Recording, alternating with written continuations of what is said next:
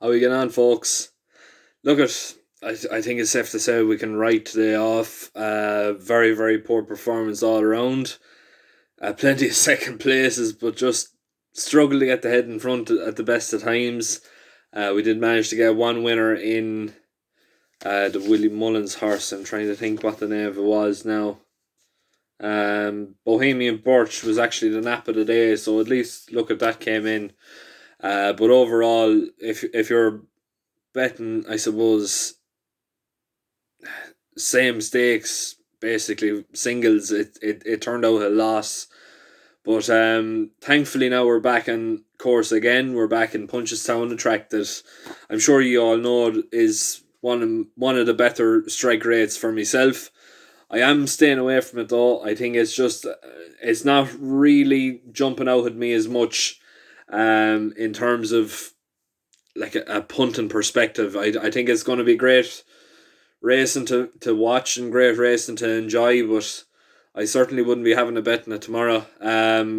For me personally, the ones I will be looking at, the first race off, the 12:25, I particularly like Jungle Junction as a potentially top class stayer, or top class chaser, should I say, more so than stayer. He's definitely looking. He's definitely interesting. Looks to have a great profile about it. Overall, in terms of say hurdlers that going on to chasing in this particular field, that's going to put it up to Captain Guinness if they are going to do it. Jungle Junction is more than likely going to be the one to do it. It's definitely won on soft to heavy ground before. It's won in courses like Navan. Similar enough, although it is going a different direction than Punchestown, but really it should be a fairly similar enough setup. Really, I think 9-2 is a great price. It's treading on each way value, depending where you are. You might be in each way value, you might not. But hopefully, look at it. It'll put up a good show, and it'll be able to put it up to Captain Guinness should things turn out like it did in Tipperary. Moving on then to the 1 o'clock, we are going to take a chance here now and go with highest benefit. Currently priced around 14-1 in the 1 o'clock. Has a good each way chance in my personal opinion. All you have to do is look at the form that Willie Austin is in. This one comes in here at a fairly reasonable mark. It's not necessarily over the top, or it's not way down the bottom. It's just nice. It's nearly perfect for it.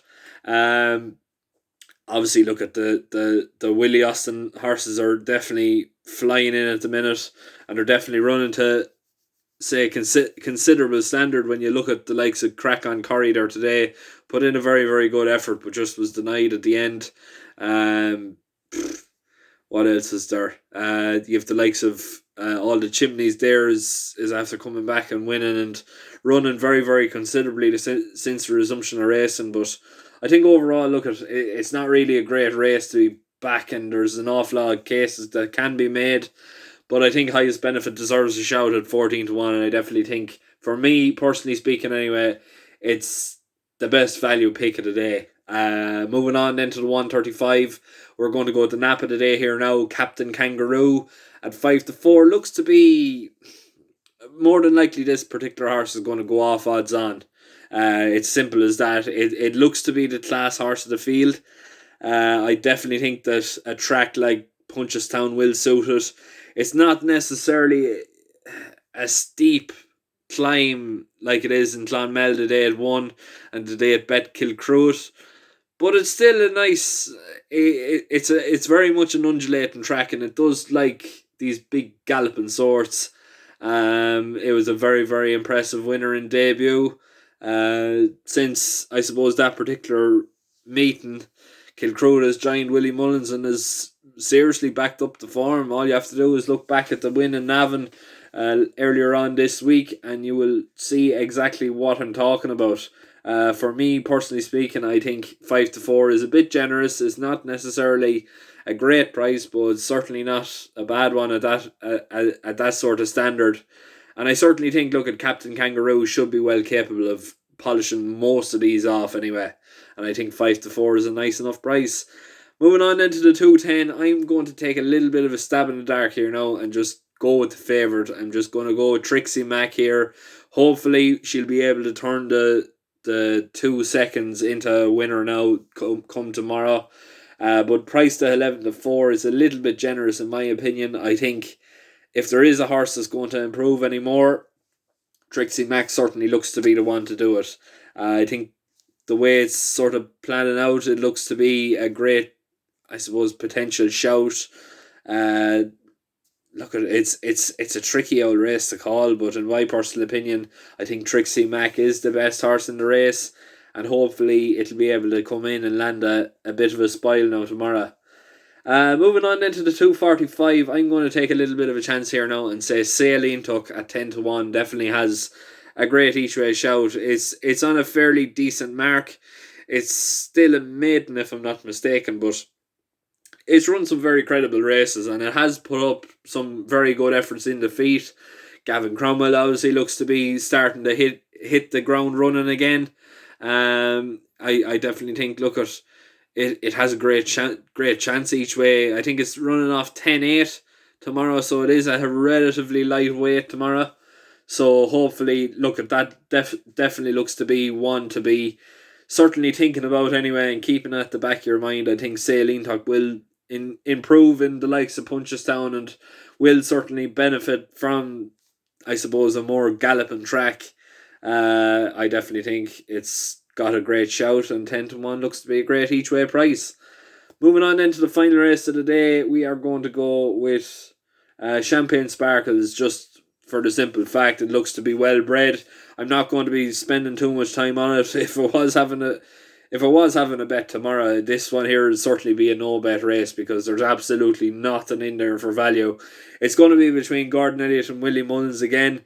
Whoever comes off the bridle first really is going to be the one that's going to be losing out, in my personal opinion. I don't think there's anything else in this particular field, with all due respect to everyone else, but it's hard to look past the top two in the market. That's just my personal opinion anyway. Moving on then to Cheltenham, we're going to take a little bit of a stab in the dark at Cheltenham now tomorrow, considering there is some Irish horses running over there. I'm going to flick through them and I'm not going to spend too much time on them. First race off 11:30. I personally like the look of Make Me a Believer at 3-1. It's just got something very, very interesting about it, and the name certainly does catch my eye a little bit. The 12:05, we are going to go with Happy Go Lucky here 2-1. 12:40, Sarasota Star at 8-1. I think that one there is coming in on the back. I suppose it's well in more so than anything else. Yeah, I'm nearly sure it is, because I think I seen it's supposed to go up £5 after this weekend. So considering it certainly looks to be £5 well in. So it's definitely, look at it, it's worth an each way shout in my personal opinion. 1:15, we are going to go with Agent Valdez for Fergal O'Brien, I think. Currently priced around 9-2. 150, Fanny and Destraval for Venetia Williams, I think it is, at 9-2. The 12:25, that's my patron pick of the day. I'll leave a link in the description below. You can go and check it out yourself. It's only €10. It's only €10 a month, and I think, if memory serves me right, we are currently going off a profit loss of, I think it's something like 27 points profit, or 27 points profit, or something in along the lines like that. So that's obviously what we're at. 3 o'clock then, I'm going to take a bit of a chance here now and go without Sam. Hasn't been in form lately, but he definitely does seem to like the cross-country races more so than the standard everyday chasing, and I just think Never Russia Khan won't appreciate Cheltenham. I just think it's just that sort of a horse. He's a quirky enough sort, and he's a little bit of a funny dude. I think favouritism isn't necessarily deserved, in my personal opinion, just considering the horse doesn't seem to handle Cheltenham, whereas Out Sam came third in this particular race last year, so obviously you have to consider it. Finally then, the last race of the day, I'm going to take a chance. Come On Teddy at 8-1. Looks to be one that has a fairly nice chance, but I'm going to leave it there. Make sure to keep liking, sharing, subscribing. If you haven't already done so, please head over to the likes of the Irish Racing Hour. Check out the video we did with Sean Flanagan. We'll be doing another recording for that now tomorrow evening. That's going to be going up on Sunday. We're going to be joined by Paddy Merrigan, so that's definitely going to be a nice watch for those of you who want to, I suppose, look into the lives of the people that, I suppose, with all due respect to Paddy, it didn't necessarily work out first time out, but he came back, and fair play to him. It's going to be great talking to him. It's as simple as that. The Patreon, I leave a link in the description below. That's basically there to fund the podcast. Basically, that's where the money goes, and we've actually put down €30 of it for the charity bet there today, which sadly didn't pay out. But we'll be doing something like that fairly regularly as well. I think we've made it out that it's going to be once a month that we do a charity bet like that. But overall, I think it's definitely got great, I suppose, support so far, and thanks very much to those who are supporting us. The more the merrier, basically, the way we can expand and maybe down the line start up a racing club of our own, basically. That's what we're aiming for. Please make sure to keep liking, sharing, subscribing. The more subscribers I get here, the better, I suppose, the better chance of making this monetized and getting things sorted my end, basically. And other than that, I think that's basically all the plugging I can do. Like I said, thanks very much. If you're having a bet tomorrow, the very best of luck. I'm certainly not having a bet. I will put my hands up and say it. But if I was, they were the ones that I'd be sort of going for. Best of luck if you are having a bet. Make sure to go relatively small stakes. I wouldn't necessarily be going overboard. And like that, please make sure to keep liking and sharing and subscribing. Thanks very much.